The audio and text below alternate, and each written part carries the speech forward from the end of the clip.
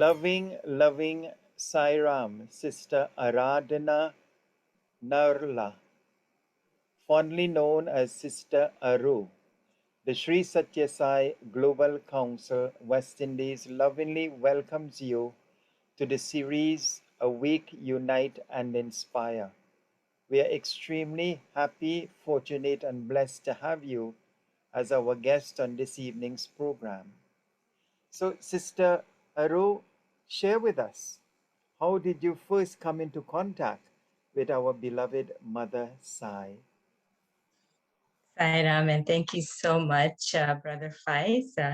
I, offer my humble pranams at Swami's lotus feet and ask him to speak through me today. I came to know Swami. Actually, it was our neighbor. I was in my parents' home. Uh, well, actually, at that time, when I was in my parents' home, we had wonderful neighbors, and one of them was a Sai devotee. And then as I got married, I moved to a new home, but I would regularly go and visit our neighbors near my parents' home. And Auntie, she had an altar of Swami, and she had Satya Sai volumes. And so one day I just asked her, Auntie, may I borrow one of these books? I'd just like to read it. And of course, she was very happy. She said, sure, please read. So I somehow, the book calls to you. So I read the book and it felt like Swami was talking to me. I felt just as if he was there. So it was just a direct experience. And I was, it was like having a friend in that book. And then subsequently, my mother, uh, Jaya Auntie, had a center in her home in Mesa, Arizona. And she asked my mom, why don't you come one time? So my mom said, okay. And then I said, oh, Mom, I also want to join you. I read this book and I really want to join you. So I also went to the center with my mom. And then I just never, ever not went. It's like Swami just like, it's like a rope and he just roped you right in. And before I knew it, there were pictures of Swami all over my house. And it was quite a phenomena. And I just felt like I had found a spiritual home at the center and in Swami. It was like you just find someone that you have known forever.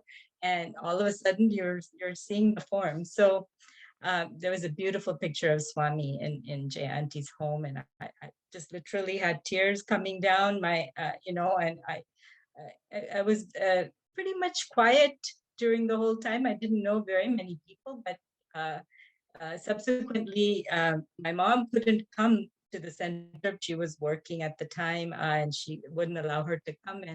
But I never ever missed a Sunday after that. For bhajans. And then subsequently, Jay Auntie said, why don't you bring your daughters to Palvikas? And I said, okay. They were very young at the time. I think one was 5, the other was 7. And just at that time also, I was just, my children were going to a Montessori school. And I was so taken by the philosophy of Montessori being so holistic that I wished I could also go to a school such as that. And I was getting interested in education philosophy, and I decided to take the Montessori teacher training. Just because I felt that, well, that as an adult, that was the only way I could go to such a school. So then also Jay Auntie asked me to become a teacher after I sat with her in the class for a while. So all of a sudden, Swami gave me this gift of becoming an SSC teacher. I took a class by Bernice Mead, and she attuned me into being an SSC teacher. So that's how it happened, and I got this opportunity to, share this deep love I had for children at the time, young children, and um, and my children were in my class for a year or two, and then I had other students. So it was just, I can't say it was anything but just a huge gift that fell into my lap through the love of Swami and all of the devotees that let me be there and and uh, um, and work with their children. So that's how it happened for me, that I came to Swami. Subsequently, I did go to Prashanti uh, for 75th birthday. I took my daughters with me, and so, like I said, it's been a journey of just going home every Sunday to the center, teaching, being with the kids, and that's how I came into contact with Swami. And, So, Sister Aru, you came from India to Arizona at the tender age of 7. So, at what age did you first come into contact with that Sai experience? Was it in Arizona at that time? But at what age were you? yeah, so I didn't do the math, but I can do it now quickly. So, um, I think I was about, I would probably be about 30 years old at the time. So I think that's a good number. Like my daughters are right now. I think I was at that age at the time when I had this experience of reading Swami's book and coming to the center. So about in my early 30s, brother. Okay. And share with us, you went to Prashanti Nilayam for Swami's 75th birth anniversary. What was it like when you saw Swami in the physical form for the first time? Hmm. That's a very good question. You know, I have always felt a connection to God, the universal form of God. So sitting there in his presence in Prashanti was awesome, especially being there with my daughters and also being able to share Swami with them. Um, you know, it just it felt like a coming home.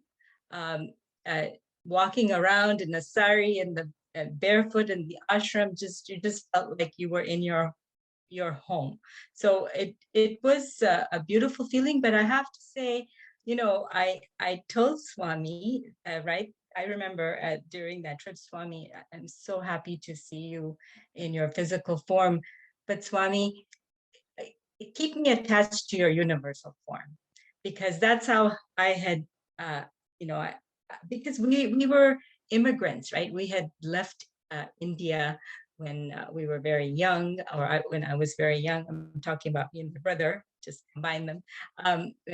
So I think that because we weren't raised in the whole atmosphere of our birth home in India, we had a more abstract relationship with God from the very beginning. So we had God in our life, but not so much in the cultural sense, right? We didn't have even temples at the time. The first generation Indians were still rebuilding their culture. So um, I wasn't conditioned in any way specifically. So it was just God, God in me, God in me, God in me. So um, I did ask Swami, Swami, I keep me attached to your universal form. I'm happy to know your physical form. So, Sister Aru, can you share with us?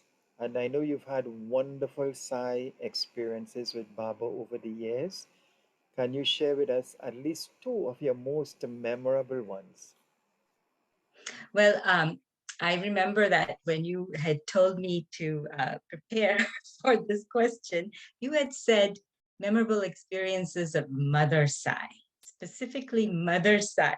So, you know, Mother Swami is Sai Baba, which is both mother and father. The father represents that protective and expanding and open energy. And the mother represents to me that nurturing, caring, concerned, ever healing energy. So uh, I can share a couple of examples.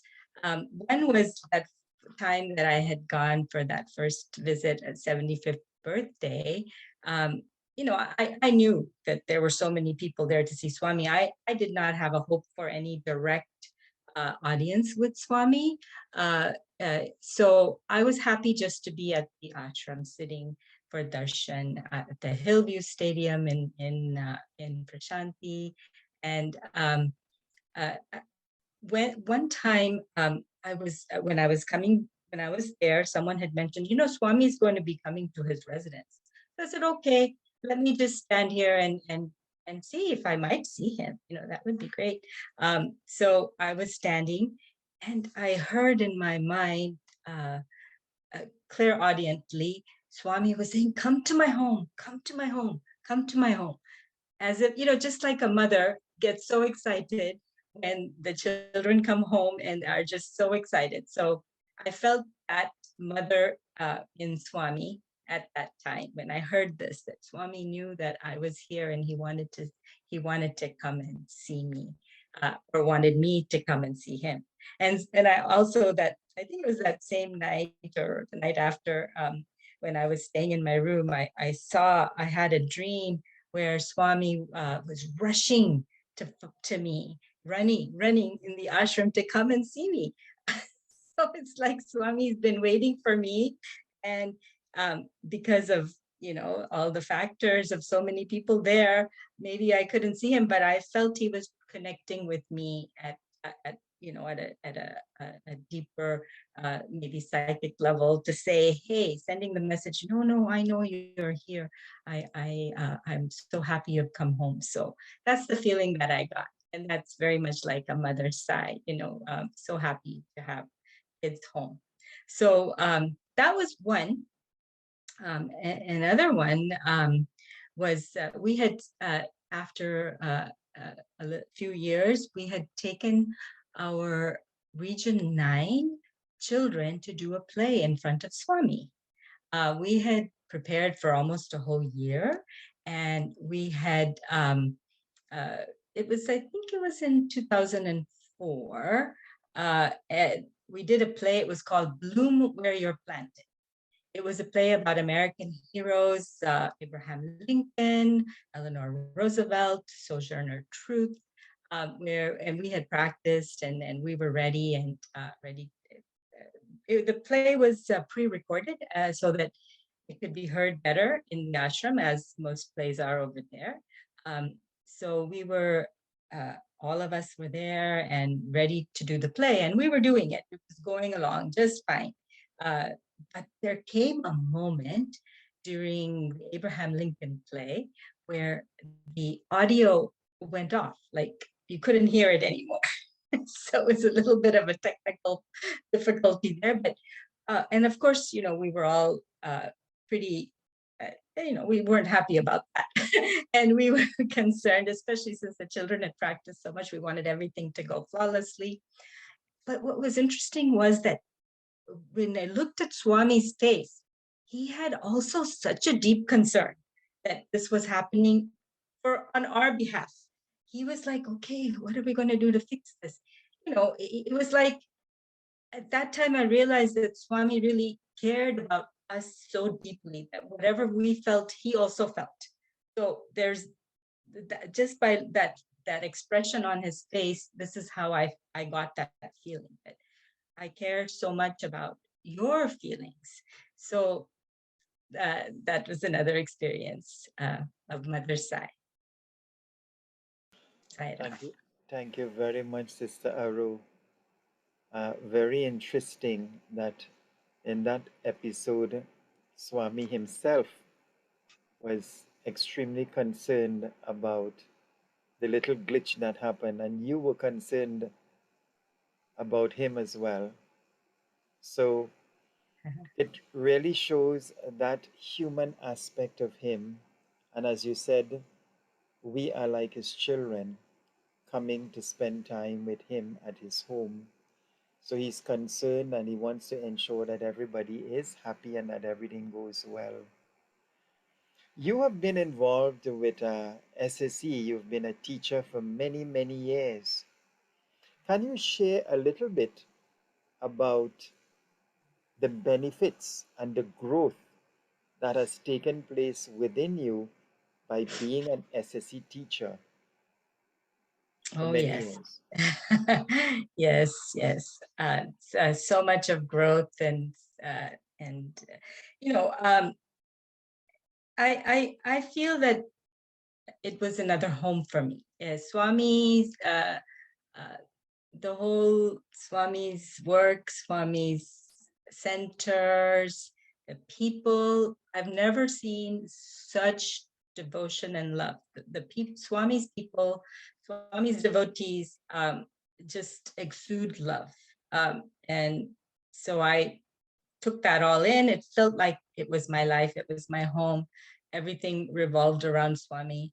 And he just let me explore God because I had a deep yearning to know God, and it was just inside me. So, as I while I was a teacher, I got to prepare, lessons dealing with spiritual principles for the children, and that, as I was doing that, I also had to practice, right? Because Swami, that's the only real way to teach is to be a role model. Otherwise, it's just words. So, um, so as I was learning, teaching, and I also practiced. So all of the human values, all of the spiritual principles um, that uh, that I was sharing with the kids, I also had to do.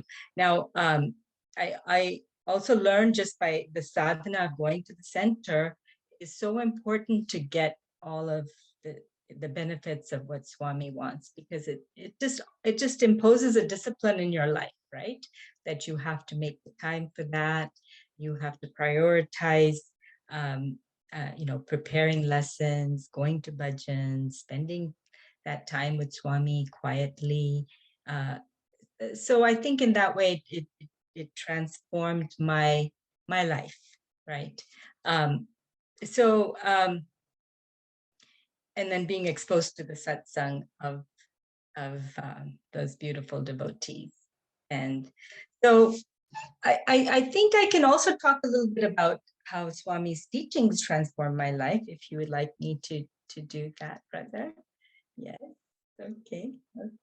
So some of the teachings that have impacted me most, because see, when you're a Sai spiritual education teacher, you realize that what you're really, the main thing you're doing is um, providing self-confidence for the children, right? Because that is the first step in the mansion that Swami talks about, with self-confidence, self-satisfaction, self-sacrifice, self-realization. So I think the teaching on self-confidence was really important for me because I was a young mother, I was working as an engineer, and I was surrounded by beautiful, loving community of family and friends and the Sai Center. So uh, there was an infusion of self-confidence in me. So I just feel that, I mean, you're always working on these kind of simultaneously. It's not necessarily a linear path, but um, I feel that Swami, uh, is that's really where I am with him, is still developing self-confidence and then moving on to self-satisfaction as your children grow, as you see them, you know, bloom on their own. And then all of the beautiful uh, children that I get to have the privilege to work with, that provides a lot of self-satisfaction. So Swami just is building this wonderful mansion for me where I know that we'll get to self-realization. That's what Swami said he came here for. So he found a student in me and became not only an outer guru, an inner guru, just kind of blended together um, uh, uh, for me.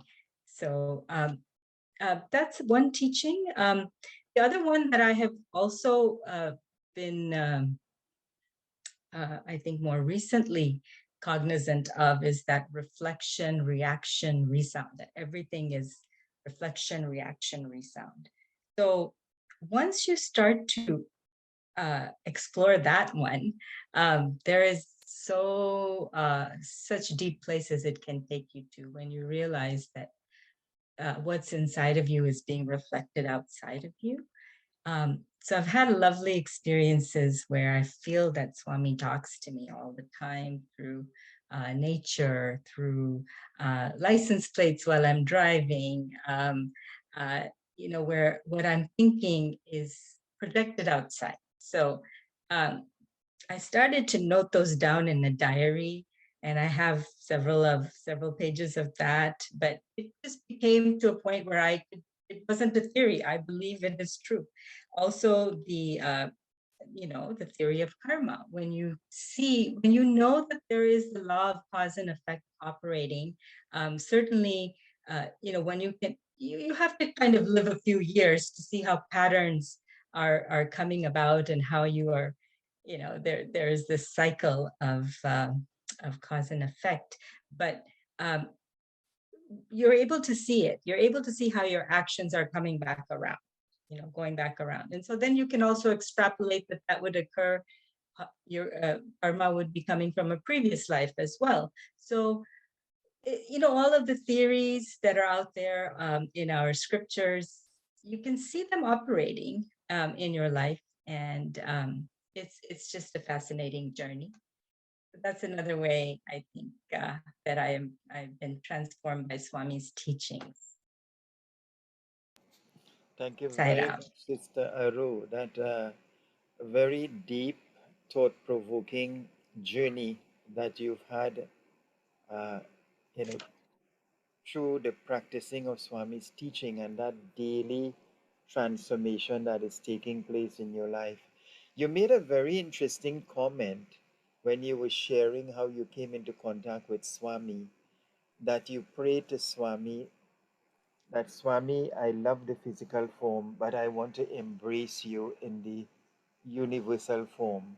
So, what prompted you to have that kind of request to Swami? Well, And because how was that sort of, how have you processed that into your daily life? um, well, like I had mentioned, I think because I wasn't already conditioned, having not having really grown up in my birth country, um, I think that I already was connected to the universal form. So, but of course, it's so nice to fall in love with the form, just like all of us are gods, and it's beautiful. Oh, it's such a gift to have form. So, um, it's concrete, right? And concretization is what helps you to really learn these abstract uh, philosophy and experiences. So, but I think it's because I realize that if you get uh, too attached to a particular form that is not impermanent, then you may not be I mean, although it's wonderful, but because I had already kind of been in the other zone and Swami had come. So I wanted to get the benefit of both worlds. So Swami, it's great, but please don't let me forget that universal form of yours because I was able to access you in that form. So, and plus, I really, actually, I don't think I said this already, but one of the greatest attractors to me for Swami's teachings was the unity of faith.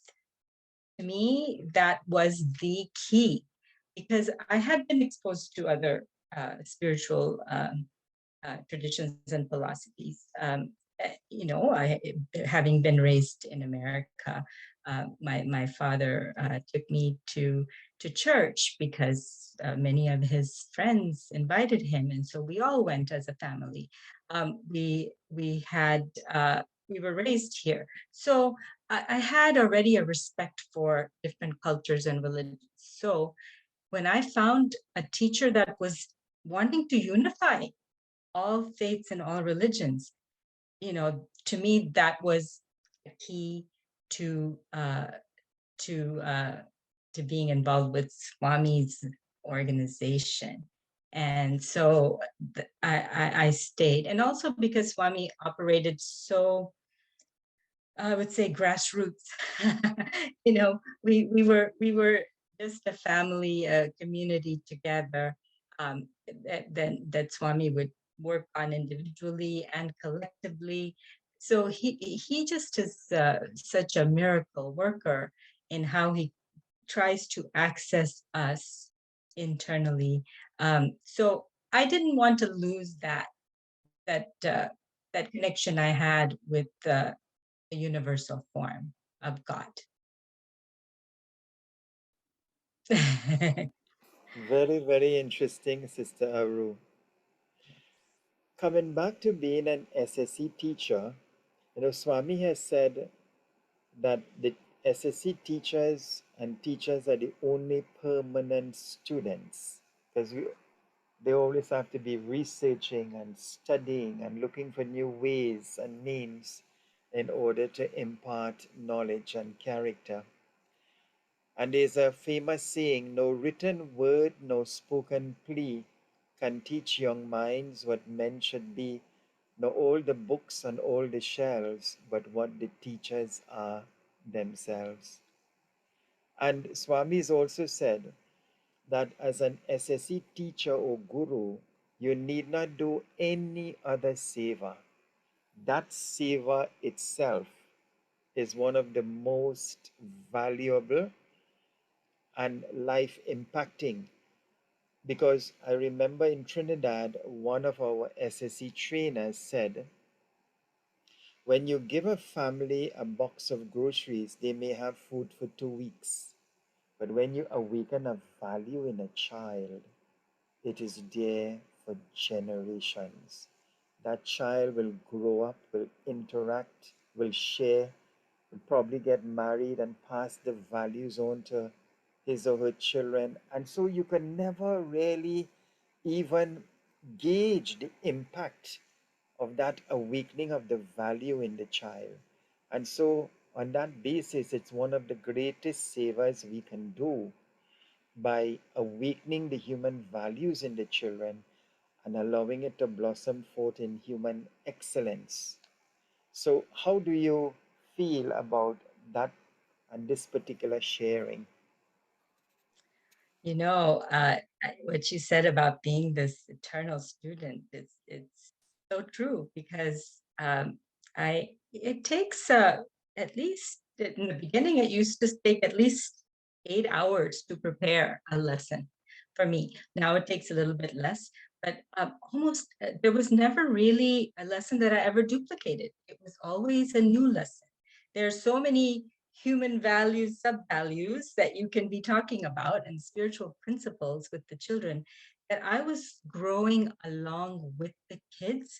And it's so wonderful to when you learn something to be able to transmit it uh, to the children right away and have this connection. So yes, I do believe that it has been my sadhana and the only sadhana actually too. And I know that Swami says if you do this work, then I will take care of you. And so I really hold on to that.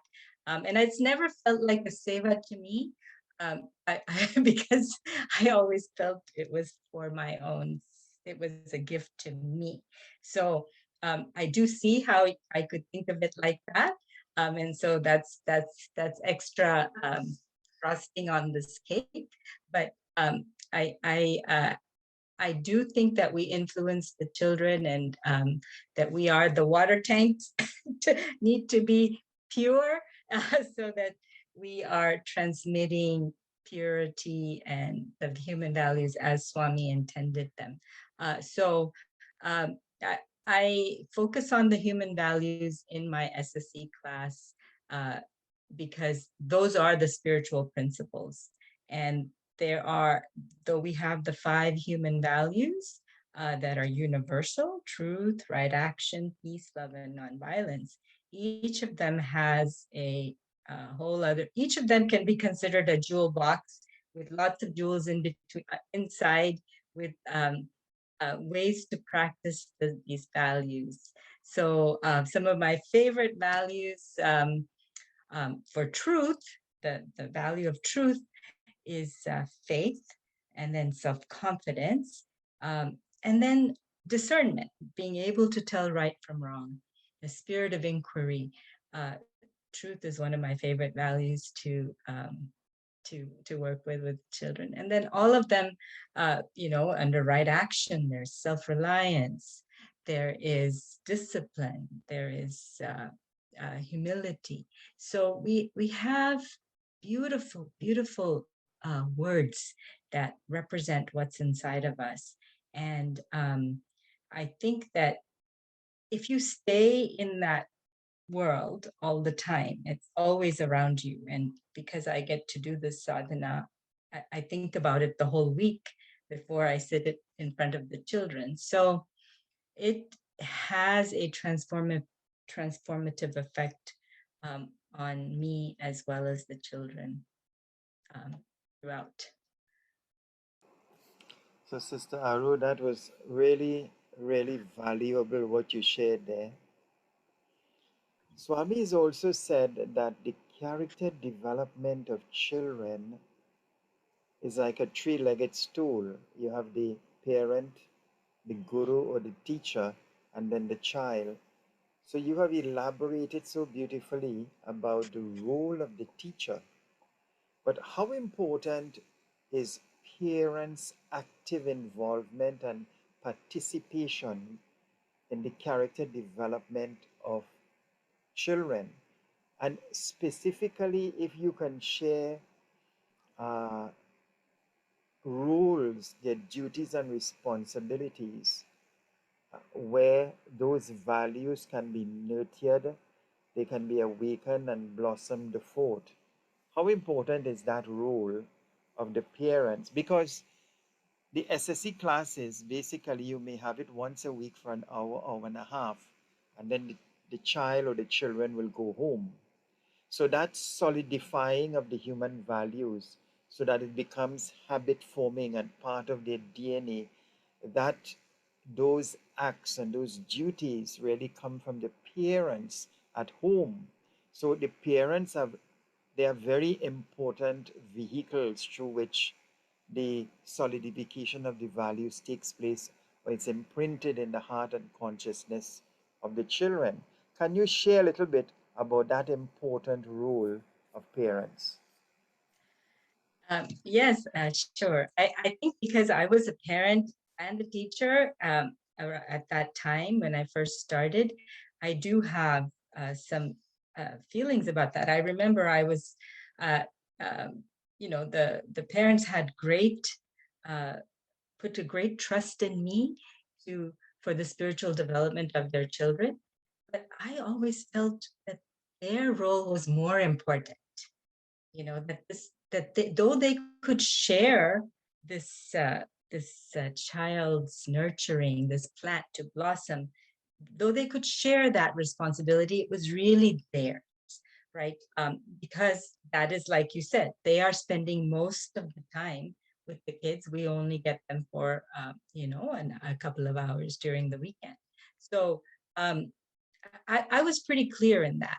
But I think that they also need to be brought up sometimes to know that they have this great role, because they are very busy with just the caregiving aspects.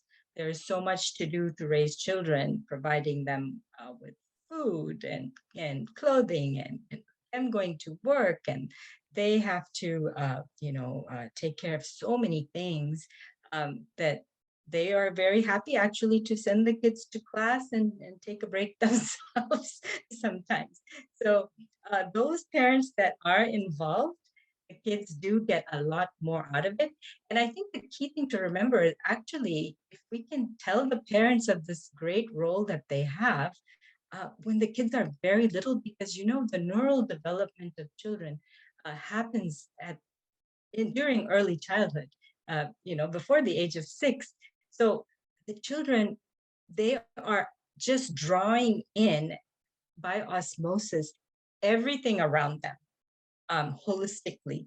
And, of course, the parents are passing their genes, but they don't realize that their habits, their behavior is impacting the children to a great extent. And if they do follow some rules and principles at this young age, that it will go a long way for their children, because to undo some of uh, the wrong things is very hard later compared to at this age, where the mind, the brain, the neural connections are very malleable. So that was one reason I wanted to be an early childhood teacher too, was because I realized that that was where it was at. So that's a very great place to do seva, is in early childhood. So I think you asked me what are some rules for the parents. Well, I think the healthy habits that can be developed at that age to, to eat well, to sleep well, to, have these nurturing friendships, a community in the life. If parents themselves can be more on the same page, that would go a long way. I think there's a lot of work to do in compassionate communications that I think that does require at least some kind of discussion. I don't know. Otherwise, we just kind of are working very instinctively from our subconscious as we're raising children. That there's no manual that comes with that. I think that is a huge area for us uh, to explore, to help parents with this great task that they have, um, and not just take it off their plate for a Sunday. So I hope that has answered a little bit, brother. Uh, Yes, very, very, very much so, Aru. And I remember in Trinidad when we were involved with SSC and Bal Vikas, there was a tendency by parents, as you mentioned, they will use the SSC class or Bal Vikas class as a babysitting option to give them some free time to do things for themselves. And we had to remind them through conversation that they have to be active participants in the character development of their children, because that is their responsibility. And so it leads into another area, sister, about conscious parenting. Because today you look around in the society and you see children making children. You see parents, uh, children are being born out of drugs, out of alcoholism. Parents themselves don't even know how to set a good example because of the way they have been brought up. As you said, sometimes just the fight and struggle to put food on the table. Some parents and families have two and three jobs just to make that happen. So against that background, to have human values ingrained, especially at a tender age, at times could be very challenging. So working in partnership with the teacher, the guru, and the parent, I think it's very important, that partnership, to have that common goal, that your responsibility is yours where your character development is concerned. We can partner with you, but you have to play an important role.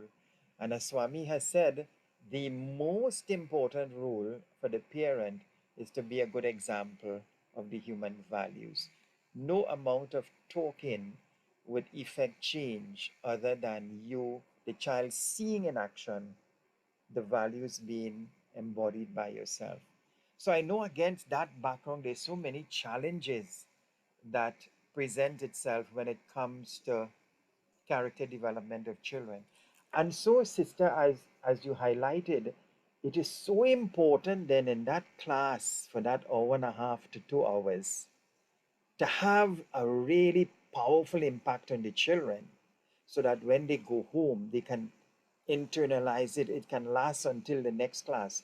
And this is why the duty, the responsibility, the commitment of the teacher becomes so great in terms of being the best teacher you could be, preparing so that you have that very positive, powerful impact on the child or on the children in the SSC class. Can you say a little bit more about how important this is? Yes, actually, there are some children who have brought their parents more into the center after having attended the SSC class. The children have, pulled them in to attend study circle, do seva, to be more involved. We've had several examples of child. So the child is that one leg of the stool, and we tend to think we're serving the child, but the child also has a huge role to play to also impact their parents. We don't think about that as much, but it is true that some of these souls that Swami has sent to us in these classes, his classes, are highly evolved. I tend to see God in the kids. And actually, the children are less conditioned because they are younger. They haven't been in the world as long. They have just come back from being with God, and they are just starting to become conditioned. Of course, there are the vasanas inside of them, but some of these children, I have to say, can inspire, can inspire all of us. So I am also learning from them as I get this opportunity to, um, to draw out from them. So, but in terms of uh, the what the parents need to do, um, I think I might have taken it in a different direction, brother. Can you remind me and bring me back to where you want me to talk about? Um, I think the impact of the teacher on the okay. children for that hour and a half has to be very powerful. And then when the child goes home, then the parents have to ensure that whatever is taught in the class then becomes solidified through daily practice. Yes, because it's in the everyday living that you have the teachable moments, right? In class, we can do a group activity to make it an experiential learning. We can tell a wonderful story that will connect with the children. We can sing songs that will ring through their head the whole week.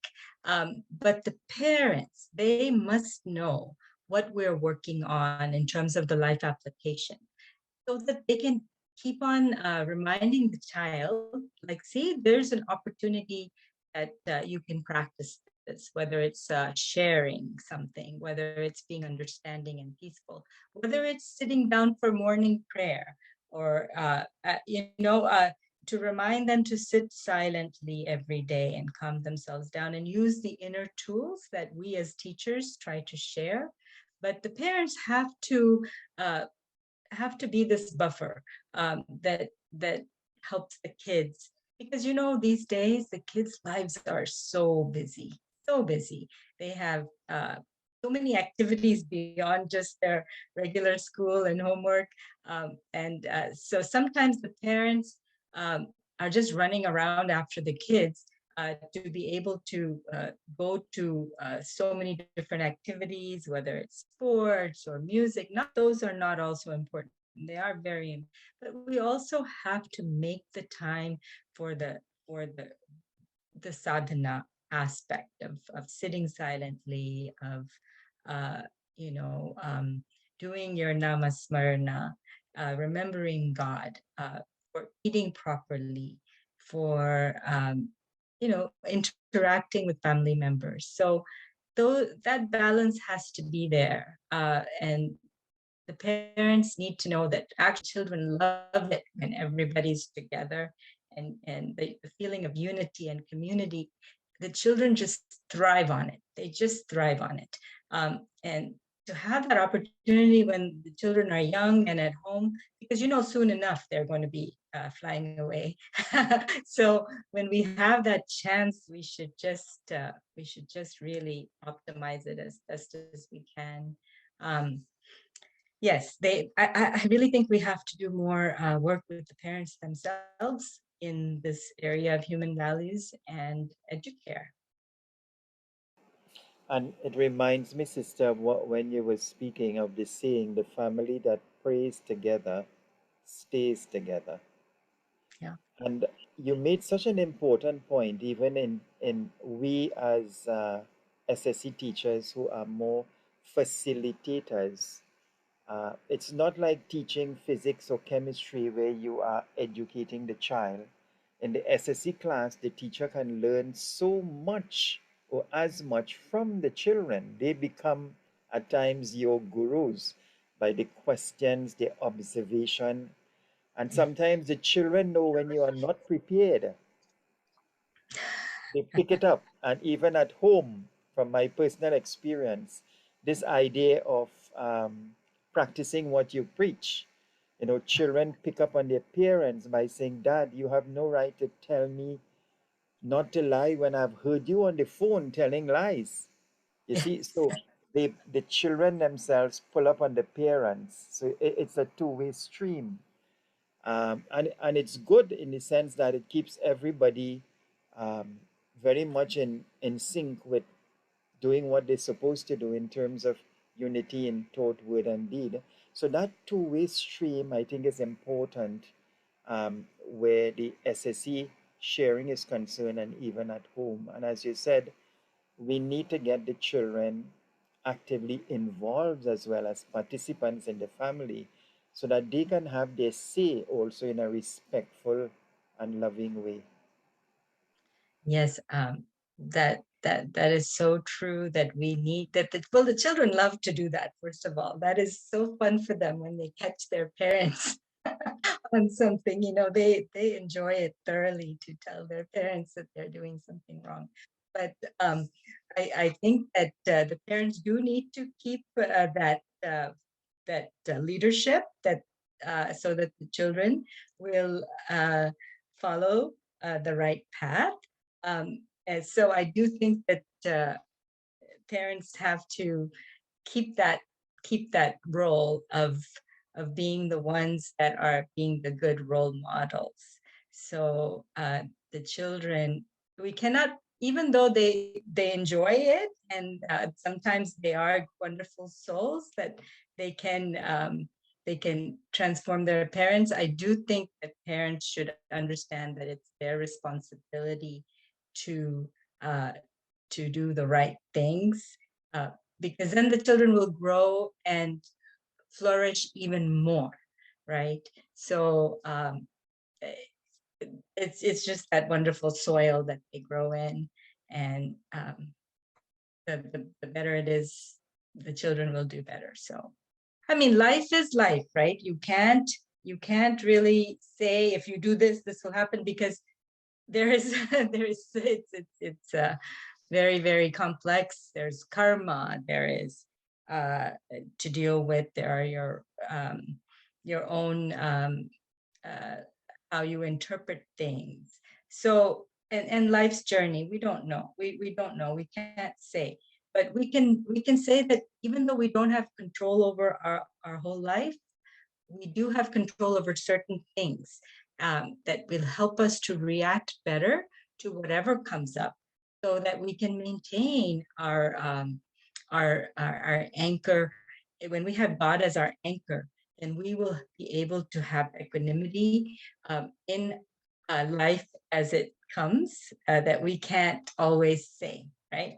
So that's what we're really giving the children, is that rootedness, uh, so that they can face whatever life brings for them, and they can make choices. See, I think we do have, even though there is, God has this wonderful creation and this drama, and we do have an element of choice in many ways, but we don't know how to exercise that properly.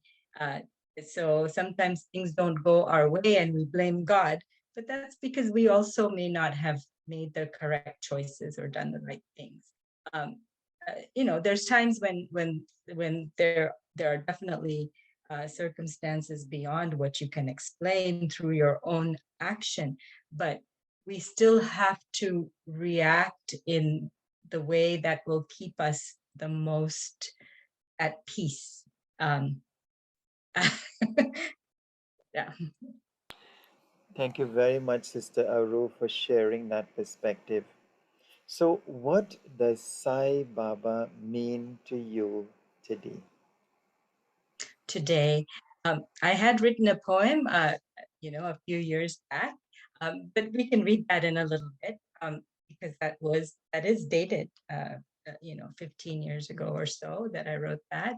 But today, Swami is as guru and guide and God. So I just talk to him. I talk to him. I should also say he's my friend. So I treat him as my best friend. That's what Swami is for me. If I have any questions or anything, I have a strong faith that Swami will show me what the deeper meaning to this is. And plus, I also know the correct way to respond through the human values, because I keep my human values manual with me, and I can always go and see which which value I need to apply to a situation, right? So Swami actually has given us this huge gift, and perhaps you'll be asking this question a little bit later. But when the Swami has taken these very esoteric teachings of the Vedas, of our philosophy, and he has given it to us in a simple way, so that we can by practicing our the values, and we can get to our goal. And he has let every country in the world translate that into their own language, in their own culture, and he has given it in a very universal, simple form, and we just have to follow them. So I think that is a great tool for us.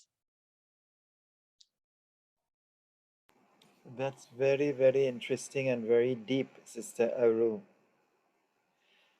So, in the light of being an SSC teacher, and this is a question we've asked many, many of the guests, the vehicle through which Swami is bringing about world transformation is through the practicing of the human values. And those human values, he says, is already within us. They're latent, so all that we do as parents, as teachers, as gurus, they are basically facilitators to awaken the values and to allow them to blossom forth. So, from your perspective, being an SSC teacher and looking at what Swami has said about the role of education, through education, in bringing about a change, a beneficial change, a value based change in society, what can you share for those of us who would want to make an effort in our own space to create a better society? Well, the first thing would be to learn about the human values, because that is a wonderful tool set that we have. Um, just to even get refamiliar with the words of the human values, and then start to see how they manifest in your life, how you can practice them. That's really probably the first thing that you can do. It's a very simple thing, right? You can just maybe uh, take up a value and start to practice it. Be it first, do it, tell it, and just be a proponent of them in every way. But like you said, we are facilitators, right? Swami is the teacher. Life is the teacher. So we should never forget that as teachers or as gurus or whatever you want to call us. Life is the teacher. What we can do is just help to give a suggestion based upon our learning, based upon our studying. Like you said, we are lifelong students. Uh, and then someone has to take it up and bring it out. And practice it and see, does it work? That means if you have a choice um, to remain calm in a situation versus get angry, let's try being calm today. Okay, let's see what happens. Uh, not that you were right or wrong, but how does that affect you? Is that helping you? Can you go back and become more skillful in your communication rather than just getting angry? Because then that just hurts you, right? So these are just some suggestions to try. So the whole process of educare is to draw out from within through experiential, if you're sitting in a class, through experiential means. But life is the is the true experiential teacher. So you will encounter these moments all the time, every day. Um, so I just think it's an adventure if you just take up a value and see how you can apply it in your life. That's one thing. One other great factor these days, I believe, the key, it is part of what we focus on in SSE is that is sealing on desires. I think that we have to understand that Swami didn't say don't have desires. He said just put a ceiling on it, because there will come a point where it may increase your happiness to have your desires, but then later on it's going to come back down. So please, find that sweet spot and just call it a day at some point, right? It's only going to hurt you. Now it's quite obvious it's also hurting our environment. We we have we have to do something about uh, creating that awareness as well as the action that has to go with that. Um, and it is being done. But that is a key thing also, because that can just grow out of control. The ceiling on desire elements being food, putting a ceiling on your food. Out of our, I think, I know we have about 10% of our population that is going hungry, and we have enough food. We have enough food. Um, I know you can't always share the food that you have, and we end up wasting some, but sometimes we go a little bit overboard in making that be really important to us, and we can never quite get enough time. We always seem to want more time. We can't waste time. So that's another element we have to put a ceiling on. And wasting of energy, especially with our environmental concerns. We have to be careful with how we spend our energy and money. We have to put a ceiling on our desire for money, because that just can go on and on. But I think another one is knowledge, which I found to be quite interesting, that was another ceiling on desire element, was knowledge. Where did that come from? And as a student, I was a little bit like, oh my gosh, I better know what is the meaning of putting a ceiling on desire on knowledge, because I can never have enough. But I was having that experience because even in knowledge, there is so much, and especially now with information being available, the tip of your fingers, you just can't process so much of it. Eventually, you have to translate some of that knowledge into wisdom through action. So that's another area. It's a subtle area, but we have to put a ceiling on desires on it, because we know enough now. There's enough knowledge. Just use some of it for something good, and use the excess on whatever you would have spent on your desire to serve society in some way. That's very, very, very interesting and very practical. And especially now in the society with the COVID-19 situation and people losing jobs and incomes are being reduced. If there's a real opportune time to practice or put it into practice is now, because the income is not where you expected, and then so many job losses. So some people now are forced to cut down because they just don't have the money to live the lifestyle that they were accustomed doing. So I think that Ceiling on Desires program is really, really a wonderful program. And each person can look and see where they waste food, water, time, money, and energy. And as you said, the savings can be used to do seva in the community. So, Sister Aru, thank you so much for that perspective. But I really want you to share that poem that you wrote. If you could share it with our Okay. viewing devotees, I think it's a beautiful poem, and I'm sure it's going to inspire a lot of people. So please share it with us. Okay, yes, I wrote it in 2006, but uh, it may resonate with some of you. It still resonates with me. It's called Sai Baba Faith. So I will just read it to you. I've got it here on my screen. I'll make it bigger for myself so I can read it, and we can. So place. Here it is. Slideshow. Okay. Sai Baba Faith. I read your book and I knew it wasn't the words or what was said, so profound. It was you talking to me like an injection right into the bloodstream. In a flash, I had my friend, the one that knows you through and through, the one that is trying to make you remember yourself in all kinds of ways, both subtle and direct, through full moon glances and dreams failed and fulfilled, helping you negotiate your desires old and new. Do you really need this? Is it worth the hassle? You have done this before. Come on, I have something new to show you.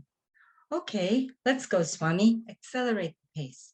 Let's get through this world of illusion. Well, my dear, we can take it up a notch, but not too fast. Going through the hoops is the way out. Just stick with it. I will be your guide. But I want to serve you. Yes, I know. There are more ways than you know to do this. I love children. I know what to do for them. Will you please let me? If you insist. Wow, Baba, working with children is like being you. Not easy, that's for sure. Continuing the sadhana, experiences affirmed, signposts noted, spiraling back to familiar places and faces, working, eating, reading, singing, sharing, family, community, detachment. What is beyond what I have already known? God is the initiator. Faith is needed to take the first step into the new unknown. Patience, diligence, morality are key for times when you can't see. Trust that the light is always shining and that you are becoming the light. Mother, father, teacher, guide, friend, oh beloved one, let me become pure and perfect and be united again with you. Om Sai Ram. Sister Aru, that was absolutely inspiring, thought provoking, and so full of messages. And I think every person who hears that would receive it in their own particular way. But could you summarize for the benefit of our viewers what the gist of it really is all about? Well, the gist I think is that you can talk to Swami, and he will talk back with you, and he he he he wants he has given you life for some purpose, and you have the opportunity to go in the direction that you wish. Uh, Swami just Swami wants you to be happy. I think this is it. That song, "Don't Worry, Be Happy." This is what Swami wants for us. but we get in our own way sometimes. And so Swami has to help us. I mean, I'm sure he has put down his own laws for what he can and cannot do, but he tries to help us get out of our own way to get our deepest desires fulfilled. That is why we are here, and what will make us really happy, he knows. And he will gently guide you. If you might be making a wrong choice, he may give you some kind of an inkling or a sign, but you have to see it. You have to be the one that acts on that deep principle inside of you, the conscience. So for that, you have to kind of practice listening to it, and you may make a few errors here and there as you try, but Swami is there for you as a friend, as a partner, and a guide.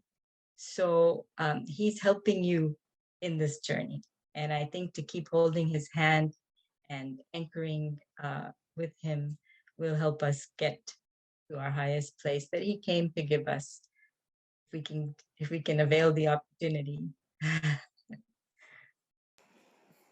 So, Sister Aradhana Narla, thank you so much. It's been an absolute beautiful, revealing, thought provoking, and blissful interview. The Sri Satya Sai Global Council Trinidad and Tobago wishes to express gratitude and appreciation to you for sharing your personal journey and transformation at the Divine Lotus Feet of Mother Sai. May Bhagwan Sri Satya Sai Baba continue to bless you and guide you. May you continue to be a loving instrument in His divine mission. Jai Sai Ram. Jai Sai Ram. Thank you so much, Brother Pais, for this opportunity to express my gratitude to Swami and to the Sai family uh, uh, for letting me be with you all.